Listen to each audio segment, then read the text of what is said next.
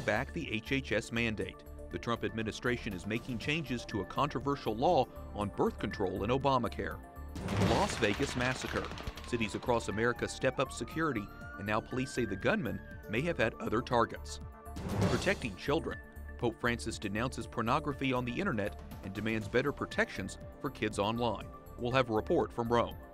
And art in the Vatican. An ancient masterpiece is restored and on display again in the Vatican museums. On EWTN News Nightly for Friday, October 6, 2017.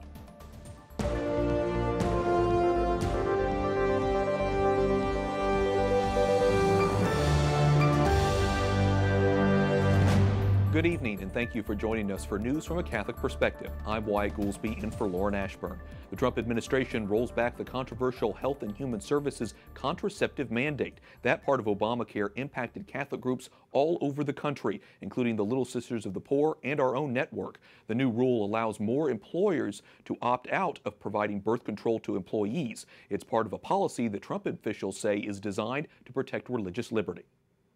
The Trump administration is issuing a long-expected revision to Obama-era rules. Those rules require most companies to cover birth control and abortion-inducing drugs as preventative care for women at no additional cost. The revision expands a religious exemption that previously applied only to houses of worship, religiously affiliated nonprofit groups, and closely held private companies. It's a promise President Trump made back in May, and many Catholics were hoping he would make good on. We are ending the attacks on your religious liberty, and we are proudly reaffirming America's leadership role as a nation that protects religious freedom for everyone. Opponents say the action is discriminatory. The National Women's Law Center tweeted, "We will stand up to @real Donald Trump and his bogus attacks on our health care. This administration is on notice to keep their #hands off my birth control." But healthcare expert James Capretta says it's a very big win for religious liberty, especially for Catholic institutions in this country. The idea that Catholic institutions would feel uncomfortable operating in this country according to their religious beliefs is a little bit of a foreign thought, frankly, up until not too long ago. And so that there is now a regulation moving forward to give these institutions what they really need and deserve is just the ability to operate as they always have. I think it's a very good thing. The administration's actions are part of a wider attempt to protect religious liberties. In a directive to agencies today, Attorney General Jeff Sessions says no one should be forced to choose between living out his or her faith and complying with the law. And we're getting reaction to the HHS mandate news, including from a lawyer at Beckett, the law firm representing EWTN in our own case against the government on this very issue. Today is a great day for religious freedom and for EWTN. The government has admitted that it was wrong, that it violated the law when it tried to fine religious organizations millions of dollars simply for following their faith. In a statement, EWTN's chairman of the board and CEO, Michael Warsaw, writes, "For more than 5 years, the HHS contraceptive mandate has forced Americans to violate their deeply held moral and ethical principles without regard for the Constitution's guarantee of religious liberty." EWTN filed a lawsuit against the government in February 2012, just days after the mandate rules were first published, and we have continued to fight for justice alongside many courageous believers. We are encouraged by today's announcement. And on Capitol Hill, Speaker of the House Paul Ryan called today a landmark day for religious liberty. He adds the conscious protections installed will ensure that people and organizations can freely live out their religious convictions and moral beliefs. Senate Minority Leader Chuck Schumer tweets, "This decision is just the latest in a series of moves the Trump administration has made to sabotage our healthcare system. It can't continue." Investigators are probing the Las Vegas gunman's interest in other music festivals in the months before he killed 58 people and injured nearly 500 at an outdoor country concert. Police say Stephen Paddock rented rooms in high-rises overlooking the Lollapalooza Festival in Chicago in August and over the Life is Beautiful Festival near the Vegas Strip in September. Boston's police department says it will step up security for future concerts. As law enforcement officials investigate the deadliest mass shooting in modern U.S. history, people are coming together to honor the victims. At vigils large and small, they're remembering those who died and hundreds more whose lives will never be the same. Army Sergeant Bo Bergdahl, who was held captive by the Taliban for half a decade after abandoning his Afghanistan post, is expected to plead guilty to desertion and misbehavior before the enemy. His decision to plead guilty rather than face trial marks another twist in an 8-year drama that caused the nation to wrestle with difficult questions of loyalty, negotiation with hostage takers, and America's commitment not to leave its troops behind. President Donald Trump has called Bergdahl a no-good traitor who should have been executed. U.S. lawmakers blast China for human rights abuses, detailing case after case in a new 300-page report. They want President Trump to put pressure on the communist country's leaders when he visits China next month. We've seen a gross deterioration of religious freedom in China. Representative Chris Smith of New Jersey has accused China of widespread human rights abuses for decades. It's an indictment, frankly, of the Chinese government. Smith says China is cracking down on Catholics and other religious groups that have registered with the government. And he blames abortion targeting girls for the increase in human trafficking. The fact that there are millions, some estimates put it as high as 62 million missing girls as a direct result of sex selection abortion has driven the whole idea of sex trafficking because the women don't exist. Smith is co-chair of a U.S. government commission that tracks human rights abuses in China. It released its annual report this week, calling attention to 1,400 political prisoners, including Chung Yu-sha's father. There is nobody ever accused him for fraud, so they made up the story. The Liberty University student says his father, Sha Lin, was sentenced to 10 years in prison without a proper trial. He's definitely not a criminal. Chung Yu-sha is concerned about speaking out because his mother is still in Beijing, but he's desperate to help his father.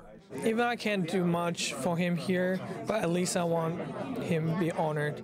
Senator Marco Rubio of Florida wants to honor the children and spouses of political prisoners.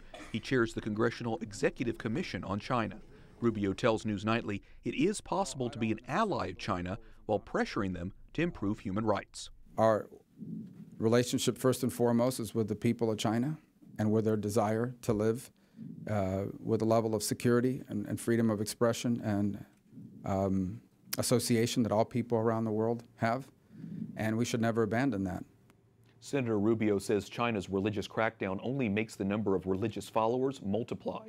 Chung Yu-sha started a petition to help his father get a new trial. He says it's already received nearly 100,000 signatures. U.S. Representative Marsha Blackburn announces her next goal, the Senate. The United States Senate.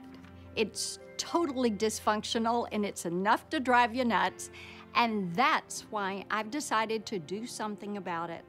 The Tennessee Republican plans to run for Senator Bob Corker's seat. Corker is retiring.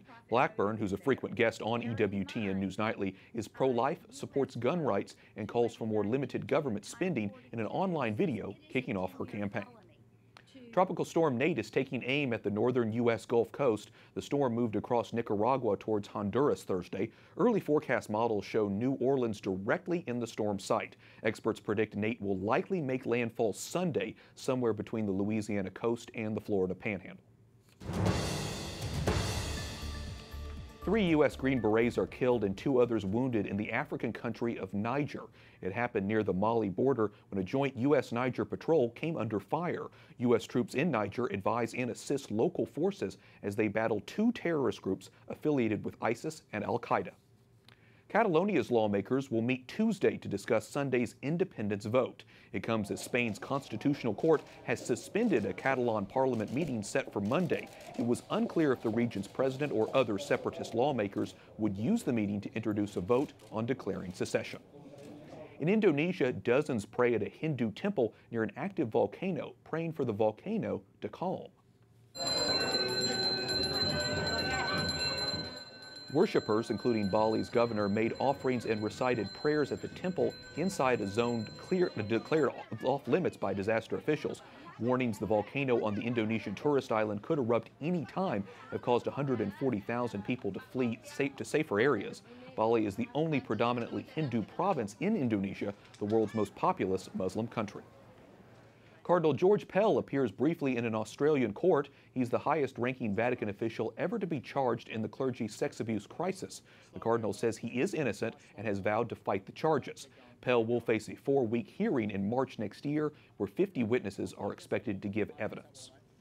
Pope Francis denounces the proliferation of pornography online and demands better protections for children on the internet.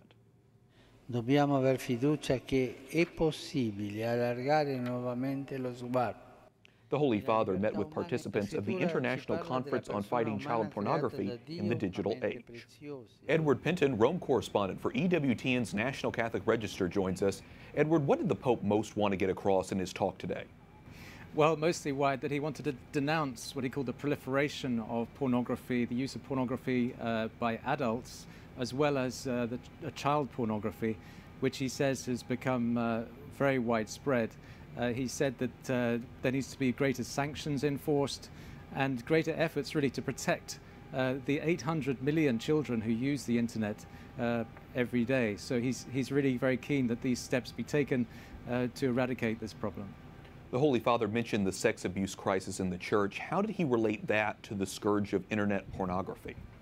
Well, he said that the church has had this grave error of concealing and covering up child abuse, sex abuse, and he said that gives the church an extra responsibility to deal with an issue like this.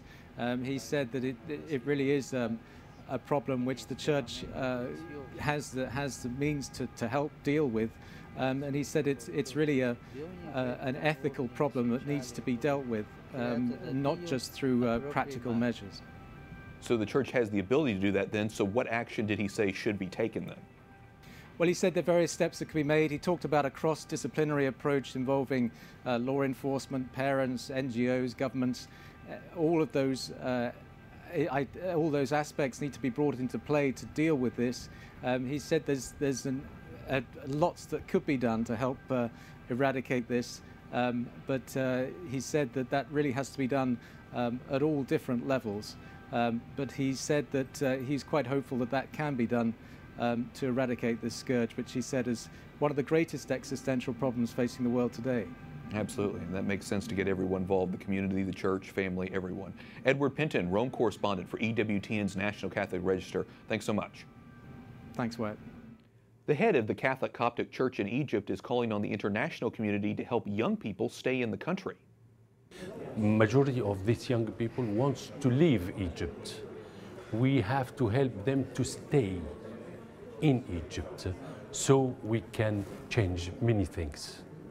Patriarch Ibrahim Isaac Sidrak spoke to journalists in Rome today about the severe discrimination members of the church face in the prevalently Muslim country. There are only 300,000 Catholic Copts in Egypt, and he says the persecution they face is enormous, but things are changing slowly. We have many problems. We have economic problems, we have social problems, we have, I can see, political problems. But there are many things inside which are changing. The Patriarch also says that the persecution his people are suffering is bolstering the Christian faith in Egypt. The leader says many Muslims have converted to Christianity following an attack in May targeting Christians on a bus.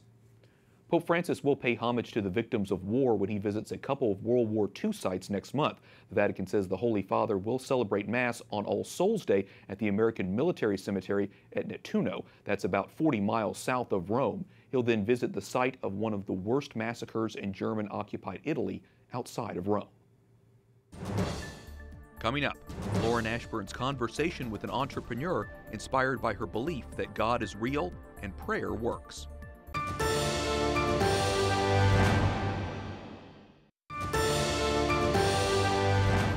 The International Campaign to Abolish Nuclear Weapons, or ICAN, wins this year's Nobel Peace Prize. The group is a coalition of non-government organizations in 100 countries. Its chief executive says the prize is hugely important in the quest to abolish nuclear weapons. Welcome back. I'm Wyatt Goolsby, in for Lauren Ashburn. Catholic business leaders in Washington, D.C. continue to discuss the role of faith in the business world. Lauren Ashburn sat down with a female entrepreneur who says her jewelry business is more about prayer and not just about selling products. Joining me now is Christine Rich, who is the CEO and co-owner of My Saint, My Hero. Tell us about your jewelry line.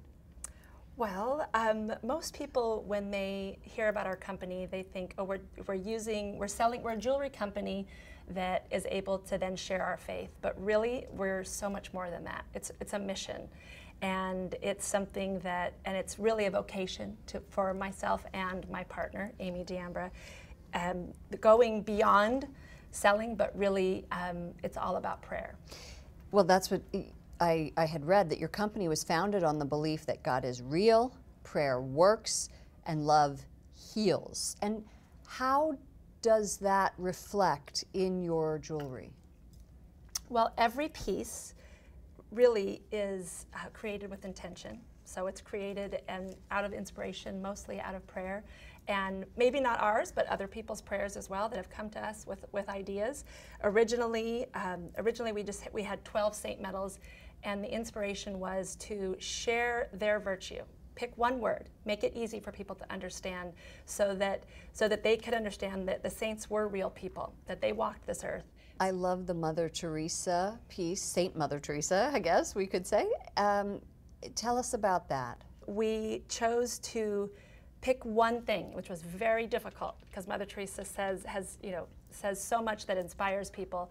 But again, in prayer, we chose just be the one, which we felt that all markets, all faiths can understand. And it's just, to be the one, what she wanted to quench that thirst for Christ, but for maybe for the world to understand it a little better, to be the one that just makes a difference in somebody's day today. You have a contract, or you appear on QVC and sell these, but they told you that you had to not mention God. What happened? Well, in the beginning, when somebody had brought our products to QVC, which they loved the aesthetic, they loved the beauty, they knew that their customer would love it. But each of our pieces comes on a card, comes in a box, comes, the gift of a blessing. So we want you to make sure to share this blessing. And so it has a message, because it's hard for us to explain so many secrets of our faith. And they read these cards and they said, we can do this if we can do it without the card, because it has God right on the card, or it talks about the saint. And you said? And we said, we prayerfully declined. We prayerfully declined, and it was beautiful because we were actually just leaving on a pilgrimage. So it was easier, because there is that sting when you have a business. We are a for-profit business. So it's difficult to make those decisions, but following our spiritual directors, following what we have been grounded in, thank God, our Catholic faith, we knew that was the right thing to do, and they came back to us. We were actually in Medjugorje. We were ready to start climbing Cross Mountain, and my partner just happened to have her cell phone on at the time, and we got a call from QVC saying, we've changed our mind. We think that, we can do this. Wow, that is impressive. So the first time we were on there, we came off, she had sold out, and we were in tears, and everybody thought, oh, they're in tears, they're so excited, they sold out. And we looked at each other and they said, I said, they have no idea, it's not about selling out. You were just on air, and to this, millions of people in the secular world talking about our Blessed Mother, talking about prayer, talking about God and the saints. And I could feel heaven exploding. It was so beautiful. Thank you so much for telling your story to our audience. Tell us how we can get your products. You can go to mysaintmyhero.com, or we have about 2,000 boutiques across the country. So on our website, if you want to go now and you want to get to your store, which we love supporting all of our boutiques. We have boutiques and hotels and spas and gift shops, about 2,000 all across the country. Wonderful. Thank you so much, Christine Rich, CEO and co-owner of My Saint, My Hero. Thank you, Lauren. Thanks, Lauren, for that interview. A famous statue was unveiled at the Vatican museums after being restored. The Hermes statue was shown off last night. According to Greek mythology, Hermes is the son of Zeus and guides the dead to the underworld and the afterlife. Pope Paul III bought the statue in the 16th century. Tonight, participants at the Pontifical Academy for Life's annual meeting will get a chance to see the piece. They are members of the Vatican's Bioethics Advisory Board. Up next, Father Wade Menezes. Before he speaks at the 8th Annual Rosary Congress in Washington, the priest stops by our studio. And the sound of sacred music. From the only boys' choir school in the United States.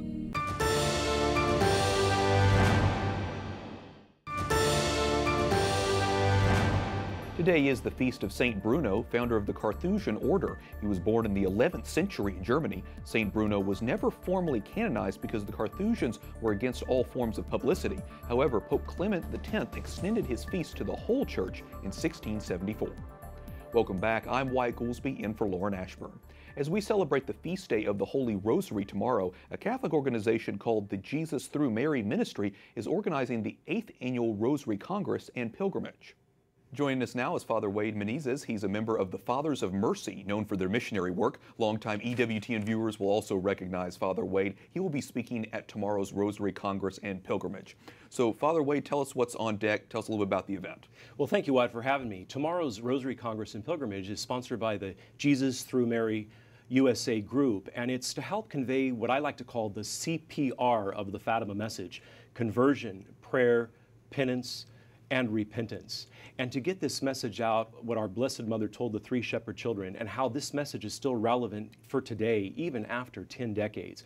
We celebrate the 100th anniversary of the fully approved Fatima apparitions this year, and this is actually an annual event for the Jesus Through Mary USA group, and so it's a great joy to have it this year in our capital city of Washington, D.C.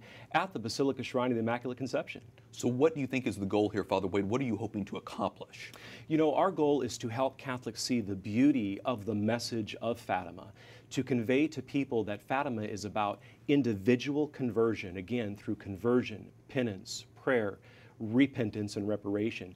And then through that message, through that individual conversion, social conversion as well. And from social conversion to conversion of countries. Look at what our Blessed Mother told the 3 children, for example, about Russia. And so it's about individual and social conversion. Sure, and we know that St. John Paul II had this special devotion to Our Lady of Fatima as well. It's been an inspiration for so many. So what message then in general do you want to convey to American Catholics about the Rosary itself? You know, the Rosary and its 4 sets of mysteries show forth so beautifully what human life is all about. So the joyful mysteries focus on the everyday events of family life, because they all deal with the Holy Family of Nazareth. The sorrowful mysteries help us deal with the ups and downs of everyday human life, whether individually or within family life, in the workplace, for example. The luminous mysteries, as they focus specifically on the public ministry of Christ during those 3 years, help us to show how we are to live our missionary spirit, our missionary activity, modeled after Christ himself. And of course, the glorious mysteries focus on the afterlife and the goal of the afterlife, heaven for all eternity. Such a powerful message. For people who can't attend, tell me what can they do, and tell me about the importance of just praying the Rosary at home. They can join in with us. The Mass will be televised. And also they can join in on the daily Rosary, which was the one staple message that Our Lady gave the children during all 6 of her apparitions from May through October of 1917. That was the one staple message she always told the children in all 6 apparitions, was to pray the Rosary and to pray it daily. And so we see the importance of the Rosary. Mary has one goal: to lead us more closely to her Son. Just like she said at the wedding feast of Cana to the chief wine steward, do whatever he tells you. Father Wade Menezes, thanks so much for talking with us. You're welcome. Thank you, Wyatt. Well, like Father Wade said, for those who can't attend the Rosary Congress and Pilgrimage in Washington, D.C., it will be televised on this network. EWTN will be airing the Mass tomorrow at 2:00 p.m. Eastern, and then again on Sunday, October 8th at 12 a.m. Eastern. Finally tonight, boys' choirs have been a tradition in the church since the Middle Ages, but here in the United States, there's only one Catholic boys' school choir, and they're come out with a new CD.